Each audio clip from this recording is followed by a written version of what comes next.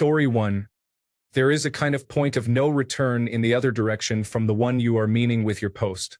When you have both reached a point where life tragedy, family problems, medical issues, and every other thing outside your control has done its best to destroy you, you're getting past middle age, you have experienced everything from the most mundane of medical exams, with perhaps less than pleasant pictures shown, up through something traumatic and life-altering, like that spot turning out to be cancerous, and your partner has gone through the same level of hardship. Yet still, you are able to just sit together, be in each other's company, feel safe, and tune out the world for a bit and rest. No words needed, just sit together, maybe barely touching, read or let the TV play, and just be there for each other. No judgments, no witties. If one of you farts or burps, neither cares. If one of you feels especially worn out or a bit sick, the other knows to just grab a bottle of juice or something from the fridge on their way to join you. At a certain point, it just seems to reach a state where you are probably classified as both experiencing codependency, but in a comfortable and functional way that has a balance to it. You know each other so intimately you sometimes think you know the other better than yourself. In fact, your partner sometimes recognizes and points out answers to things you might be struggling to figure out, and it's obvious when they say it, but you didn't think of it yourself, but they just know you and how you think that well. Story 2. Besides cheating, just genuinely saying mean and hurtful things that cannot be taken back. Even after the argument is over, the relationship is never the same since a certain level of trust is broken. Story 3.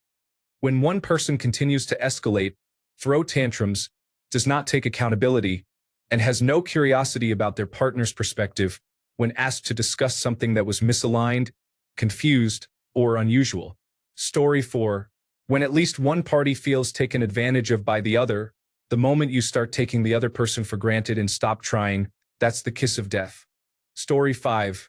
Hate indicates that there are still feelings there, they're just manifesting differently. But apathy? Apathy means you really don't care anymore. And that's death to relationships. Story 6. When you realize that you cannot be yourself in the relationship, you're biting your tongue and making yourself small to be acceptable and stay partnered. And you realize that if nothing changes, you're looking at being this small, lesser person for the rest of your life. And somehow your spine becomes steel and you decide to leave. Story 7.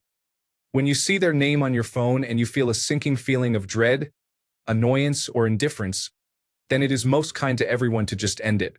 Story 8. I would say the biggest issue is disdain. If you feel like that is how you are being responded to, or if your reaction to your partner is at all disdainful, pack your bags and leave. There is no coming back from a basic lack of respect or empathy for what should be a partner that you encourage and support even when they do something foolish. Story 9. When you can predict how they will hurt you, what their response will be about your pain, and when you realize that sharing that with them will just make it worse rather than unifying against the problem. Story 10. The very first time you pass gas in the same small space, that's it. Once that barrier breaks, there's no going back. It's a relationship milestone that's only achieved once. And it's glorious. Story 11. Eye rolling. It might look small, but if one side starts to show contempt towards the other, it means the respect is lost and it's almost impossible to fix that. Story 12. When either of the partners in the relationship finds that they no longer care enough to get upset or angry over relationship issues, once things hit this point, the relationship is all but over. Story 13. No trust. So many issues in relationships stem from this deceptively simple yet complicated concept. If you do not trust your partner, then there is no reason to be with them. If you are anxious that they may betray your trust, whether you are in their company or not, nothing good can come from it. This isn't just about your partner. It is about yourself as well. If you don't trust them because of issues you are dealing with, and not necessarily because your significant other has done something to warrant those feelings, then you are not ready for another relationship and it was doomed from the start. Visit forums like Am I Overreacting, Relationship Advice, Am I the Asshole, or any related discussion groups, and a majority of the issues they are discussing boil down to not trusting their partner or vice versa.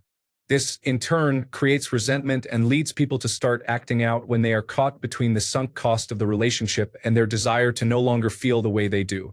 You should trust your partner to keep things you tell them in confidence, to stay faithful if that is the expectation, leaving room for open relationships, though I feel as though open relationships are foolish and rarely, if ever, work out, as well as trust them to keep your feelings and preferences in mind when saying or doing anything that relates to your relationship. In summary, if you have no trust, you have no relationship. Story 14. It's so common for these to all be breakup tips. What if the point of no return is, I can't bear the thought of life without this person at my side? Story 15. They hurt your trust. They talk about an ex too much or are in their orbit. When you feel they're withholding things, they don't feel like spending time with you. They don't act like they miss you. They can make plans with others easily, but make you feel bad for trying with them. Affection is one-sided. They avoid telling you how they feel about you completely. They're cold, distant, and mean. They're posting on social media to get attention or show off themselves, as if you don't exist. You don't feel emotionally or physically safe. They wore down your mental health and your spirit. They repeatedly do things that jeopardize the stability of you both out of their selfishness. They lie by omission and keep secrets or future plans that will be detrimental to you. Cheating physically or emotionally. They can eat dirt and disappear at this point. If you find yourself questioning if they feel the same way about you as you do about them, their actions speak louder than words. You don't feel wanted. You don't feel loved. Edit. If you happen to read this, no amount of deadlifts will ever replace your lack of a spine, you selfish, lying, unfaithful coward. The holiday season brings out old memories and raw hatred in me. Story 16. It was the day I bought 2 small bags of Oreos for my son and his friend. One day I took my son and his friend to a beach, and they asked me to buy Oreos. I knew my ex-husband hated me spending money, but I was getting used to it. I normally had to ask my ex-husband if it was okay to buy it, but we were rushing to go to a popular beach, and I did not want to lose my parking spot. So, I did not ask for my ex-husband's permission and just bought it. I knew he was going to yell at me, and I thought I would just keep quiet and tell him sorry. That was an everyday thing. When we came home, my ex-husband already had an alert from his credit card that I had spent money on Oreos at Safeway. He started yelling at me, telling me how Oreos are unhealthy and how I wasted his money. I said sorry, but he did not stop. He went through a complete list of my spending and told me how bad I was. I kept telling him sorry. It was a typical day for me. Later that day, my son came up to me, telling me that he was sorry because he was the one who had asked me to buy Oreos. He told me it was his fault. I told him it was not his fault. At that point, I knew I couldn't live like this anymore. Couldn't let my sons feel like this. My ex-husband works for the federal government, and his income was stable. He buys cigarettes and alcohol for himself every day. He just bought a $30,000 car only with his name on the title. It was not that we did not have money in our household. He just needed to control me. He just wanted money only for himself, not for me, not for his sons. After that, I went to school and got a job. I am happily divorced, with my son living with me. Story 17. When everything they do annoys you, you enjoy more time with yourself than with them. When fun things feel forced or always turn into arguments. When you miss how things used to be when it was good in the relationship. Story 18. For me, it was when my then-husband made a secret recording of my 5-year-old daughter, coaxing her to say that mommy beat her and was mean. He bribed her with ice cream, which she wasn't supposed to have, to get her to say those things. This was in 1973, and his idea was to play the recording to a judge so he and his new girlfriend could assume custody of the children, move into our house, and turn me out without a penny. Anyway, after my daughter told me about all this, he blamed her for talking. She was 5, for goodness sake. He was given 24 hours to get his things together and leave, or I would shoot him in the back while he slept with a .30 deer rifle my grandfather left me. Story 19. When your partner opens up to you and then turns around to use your most vulnerable confessions as a means of attack. That was the downfall of my marriage, apart from my ex being unfaithful. I would open up to her about my combat experiences overseas, and she would save it as ammunition for future arguments. Story 20. Learning your wants and needs just can't be compromised. For example, if one person wants children and the other does not, or if one person wants to live in a specific country and the other won't live there. Story 21. For me, cheating is simply because I would never trust them again. and being unkind to me. I understand being angry or frustrated, but the second you are cruel with your words or actions, including physical violence, it is over. Story 22. Once you see them, it's a slippery slope to marriage and kids. Accidentally caught my girlfriend using the bathroom with the door open. Now we've been married for the better part of a decade and have a kid and 2 dogs. Ugh. Be careful. Story 23. We hadn't had sex in 2 years, despite the frequent discussions I had about how much it was hurting me. Then it got to a point where there was absolutely nothing happening that meant we were in a romantic relationship. No kisses or hugs, not even a little cuddle in bed. I'm glad he didn't, though, because he had been having sex with my little sister for around a year. She was 12 or 13 when he moved in with me and my parents. Now they have a baby together. She's 22 and he's 32. He never even wanted kids. Their little girl is so precious and clever, but I worry for her so much, especially knowing that my sister smoked weed throughout her entire pregnancy and is literally high all day. They just put her in front of a television strapped in her stroller so they can smoke weed. She gets left with her grandma as soon as grandma gets home from work. The whole thing makes me sick. My husband and I have been trying for a baby for over a year with no luck. My sister has accidentally gotten pregnant twice during that time. Story 24. My friend was being abused by his girlfriend. He said she had trauma and thought it was fun taking it out on him. One time, he came to us at a bar with a bruised eye and a blue mark on his leg. We asked what happened, and he said he broke up with her when she threw the ashes of his dog down the drain.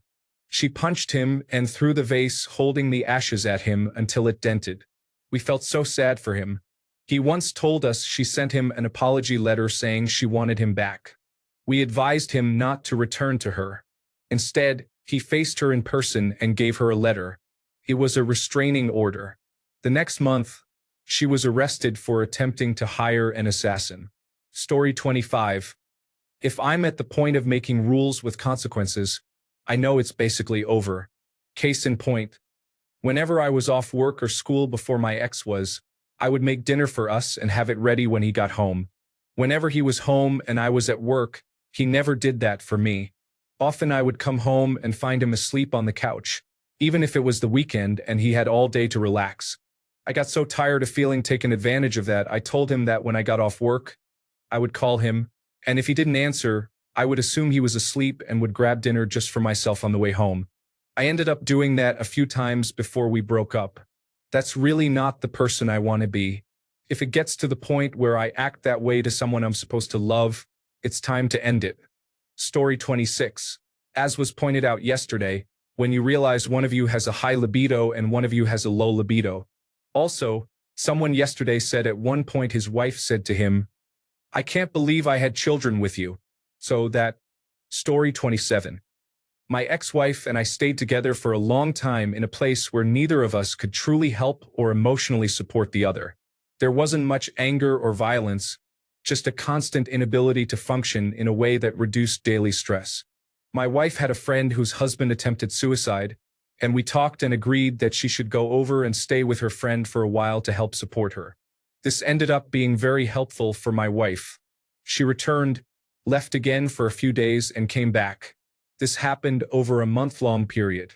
She said that living in the same place was causing her stress and physical issues. I understood and told her that I was willing to leave, but I wanted a couple of months' notice. If asked, I was going to sign a 12-month lease because I really needed to have a consistent place, not a sequence of temporary rentals like she was doing. She asked me to leave, wanting less notice than I preferred. I found a place and signed a 12-month lease. I've been out for 8 years now. We can still talk like two normal people. We are each other's only family, but neither of us will be reconciling with the other. We grew apart, which is fine for staying in a relationship, but now neither of us would choose the other for a relationship. Story 28. When they start making unilateral decisions that affect both of you or the relationship without discussing it with you first, at that point, you're on the road to no longer being partners. Story 29. If you're nervous to have them around your friends and family, or you end up being afraid to come and see them because they're behaving irrationally, pull the plug. If someone makes you feel uncomfortable, trust your instincts and walk away. Story 30. When someone doesn't want you to grow, when someone is so disillusioned by their own expectations and ego that they can't see beyond themselves, when someone doesn't support you, when someone doesn't understand your journey and what you have gone through to reach your current state in life, when someone does something immoral, when someone bullies and harasses you, intimidates you all the time, that relationship is over.